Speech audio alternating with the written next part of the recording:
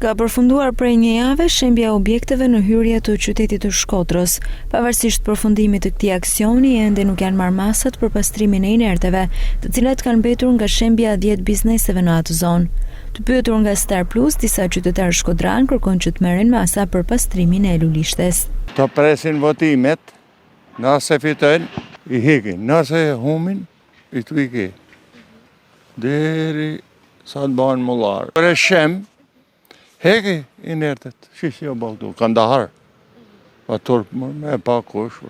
Vetëm ne pensioniseve, si kina stolat një aty, e qyrim liqenin edhe u dhe e marë, s'ka qëtër një aty. Tro me hy sa ma parë me këthe ashtë si ashtë njësë mu projektu, ajo kërkohet to. Kam shumë shpresë të dalën diçka kërëvepër. E mirë është mi hek për 24 orë, po i ka qa forca bashkisë.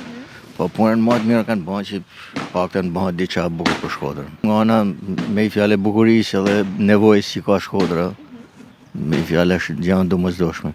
Aksioni për shembjen e objekteve në hyrje të Shkodrës u zhvillua gjatë javës së kaluar, ndërkohë që tashmë kanë mbetur vetëm inertet, të cilat nuk janë hequr ende nga institucionet përkatëse.